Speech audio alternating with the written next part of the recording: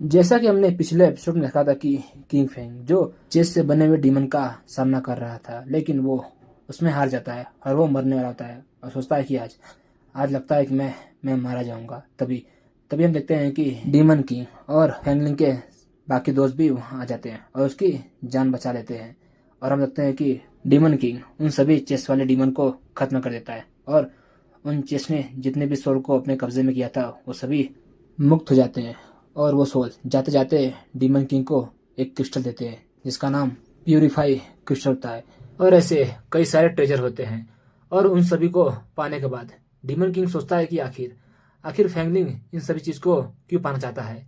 और हम देखते हैं कि फैंगलिंग ये सब देख के वो काफी गुस्से में होता है, लेकिन वो चाह के भी कुछ नहीं कर पाता। तभी तभी हम देखते हैं कि लियान जो डीमन किंग के पास आता है, कहता है कि किंग फैन ये तो वही है जिनको मैं कई सालों से ढूंढ रहा हूँ। क्या मैं इनको एक बार देख सकता हूँ? अब दोस्तों उसके आगे और हम देखते हैं कि डीमन किंग उन सभी ट्रेजर को आपस में मिलाने लगता है। और हम देखते हैं कि उन सभी ट्रेजर को मिलाने के बाद वो एक एस क्लास का ट्रेजर है जिसका नाम प्यूरिफिकेशन पॉइजन मेडिसिन होता है। और उसको बनाने के बाद डीमन किंग सोचता है कि आखिर आखिर ये है क्या चीज़। और हम देखते हैं कि लियान जो इन सभी चीज़ों को देख के वो काफ़ी खुश होता है, कहता है कि ये वही चीज़ है जिनको मैंने कई सालों से ढूंढने की कोशिश की और कोई भी एल्केमिस्ट इसको एक साथ मिलाने के बारे में सोच भी नहीं पाता। लेकिन किंग फैन भाई, आपने तो एक ही झटके में इसको बना दिया। और ये सब सुनने के बाद डीमन किंग कहता है, क्या क्या इसकी ज़रूरत है तुमको? तो ठीक है, ये लो। वैसे भी इसकी ज़रूरत मुझे नहीं है, तो इसको तुम ही रखो। और सब देखने के बाद लियान वो काफ़ी शौक में होता है और कहता है, क्या तुम तुम इसे सिर्फ मुझे ऐसे ही दे रहे हो? और उसके बाद वो सोचता है कि अब मैं इतने सालों से जिस दर्द में था और मेरे शरीर के अंदर जो पॉइजन था, अब मैं उसे ख़त्म कर पाऊंगा इस प्यूरिफिकेशन पॉइजन मेडिसिन से। तभी तभी डीमन किंग देखता है कि ये क्या, और वो काफ़ी शौक में होता है। और हम देखते हैं कि लियान जो डीमन किंग का पैर पकड़ लेता है, कहता है कि अब मैं हमेशा आपका एक वफादार साथी रहूंगा। और सब देखने के बाद डीमन किंग कहता है, अरे नहीं नहीं, मुझसे मुझसे दूर हो जाओ। तुम अचानक इतना इमोशनल कैसे हो सकते हो? और ये वैसे भी एक सिर्फ एस क्लास मामूली मेडिसिन है। और ये सुनने के बाद लियान कहता है कि क्या सचमुच मास्टर, आप कितने अच्छे, आपने तो इसके पैसे भी नहीं लिए, आपका दिल तो सचमुच काफ़ी बड़ा है। लेकिन हम देखते हैं कि डीमन किंग ये सबसे काफ़ी परेशान हो जाता है, कहता है कि तुम काफ़ी घिनौने हो, प्लीज़ मुझसे दूर हो जाओ। और सब देखने के बाद डीमन किंग सोचता है कि अरे अरे नहीं यार, मैं डीमन किंग हूँ यार। वैसे भी जिया मेरी एक साथी है, मुझे मुझे एक और साथी की कोई आवश्यकता नहीं है। और हम देखते हैं कि डीमन किंग लियान से अपना पीछा छुड़ाना चाहता है, लेकिन ये सब फैंगलिंग देख रहा होता है और वो काफ़ी गुस्से में होता है, कहता है कि धत धत तेरी को धिक्कार है, ये किंग फैन ने तो लियान को भी अपने वश में कर लिया है। और ये सब डीमन किंग देख रहा होता है, कहता है कि आखिर आखिर फैंगलिंग इतने गुस्से में मुझे क्यों देख रहा है। तभी तभी डीमन किंग लियान की तरफ देखता है, सोचता है कि कहीं कहीं ऐसा तो नहीं है कि लियान जिस मेडिसिन को इतने सालों से ढूंढ रहा है, फैंगलिंग उसको क्यों तलाश कर रहा था। कहीं ऐसा तो नहीं है कि फैंगलिंग लियान को अपने पक्ष में करना चाहता था, इसीलिए वो इतना बेताब था इन सभी मेडिसिन को प्राप्त करने के लिए, और मैंने उसका ये प्लान नाकाम कर दिया। लेकिन लेकिन मुझे अभी भी समझ में नहीं आ रहा है कि फैंगलिंग को इन सभी मेडिसिन के एग्जैक्ट लोकेशन कैसे पता। और उसे ऐसा लगता है कि मैं किंगफिन नहीं हूँ और किंगफिन मारा गया। और वैसे भी ये फैंगलिंग है कि नहीं, इसके बारे में भी कुछ नहीं पता। मुझे तब तक चुप रहना चाहिए जब तक याली वो सोल रिफाइनिंग पिल लेके नहीं आ जाती, तब तक साथ मुझे शांत रहना चाहिए। और उसके बाद फैंगलिंग लंबी सांस लेता है, ठीक है, अब हमें वापस चलना चाहिए। एक बार जिया और याली वापस आ जाए तो हम सफ़र में आगे बढ़ेंगे। अब हमें वापस चलना चाहिए। और हम देखते हैं कि डीमन किंग भी इसके लिए मान जाता है। और फैंगलिंग वो अभी भी गुस्से में होता है और सोचता है कि किंग फैंग, तुमने मेरा सारा प्लान बर्बाद किया। अब मैं तुम्हें जिंदा नहीं छोड़ सकता। और उसके बाद सीन शिफ्ट होता है और हम होटल का सीन देखते हैं। और हम देखते हैं कि फैंगलिंग ने गाँव को अपने पास बुलाया होता है। और उसके बाद गाँव कहता है कि सेकंड यंग मास्टर। और दोस्तों, जो गाँव होता है उसका परिवार लिन परिवार का कई पीढ़ियों से सेवा करते आ रहा है। दोस्तों, आप इसको इस तरह से समझ सकते हैं, एक तरह से एक बटलर।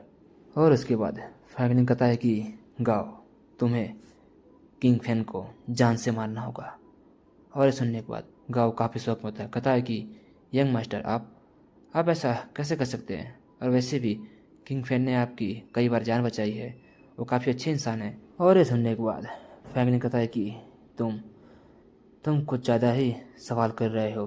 क्या मैंने जो आदेश दिया उसका पालन करना इतना भी मुश्किल है? और वैसे भी तुम मेरे साथ बचपन से हो, तो क्या तुम मेरे वफादार सेवक नहीं हो?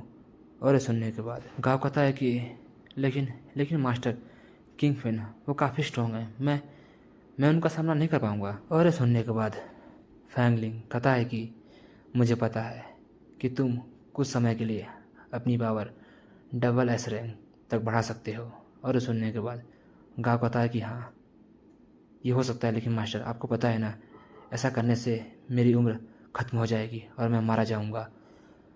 मेरा परिवार कई पीढ़ियों से लिन परिवार की सेवा करते आ रहा है, और आपने भी जवानी में और मुझसे कहा था कि मैं आपके परिवार की तरह हूँ, तो आज आप मुझसे ऐसा क्यों कर रहे हो मास्टर? और ये सुनने के बाद फ्रैंकलिन कहता है कि सो व्हाट, क्या वो भूल गए जो तुमने कसम खाई थी मेरी वफादारी का, उसका क्या? और तुम्हें पता है ना कि मैं वही हीरो हूँ जो डीमन टावर को सील करूँगा और इंसानियत को बचाऊँगा। तो क्या तुम इंसानियत के लिए अपना बलिदान नहीं दे सकते? और ये सुनने के बाद गाँव वो काफ़ी सुख होता है, कहता है कि ठीक है, इंसानियत के लिए और छोटे मालिक, मैंने जो कसम खाई थी आपके लिए, उसके लिए मैं अपना बलिदान देने के लिए तैयार हूँ। और ये सुनने के बाद फ्रैंकलिन सोचता है कि अरे यार, ये कितना बकवास कर रहा है। और इसके बाद सीन शिफ्ट होता है और हम देखते हैं कि डीमन किंग जो होटल के गार्डन में घूमने के लिए आया हुआ होता है, तभी उसे कुछ महसूस होता है और वो देखता है कि क्या ये पानी जम क्यों रहा है। तभी हम देखते हैं कि उस पानी के अंदर से एक आइस क्रिस्टल निकल के डीमन किंग पे अटैक कर देता है।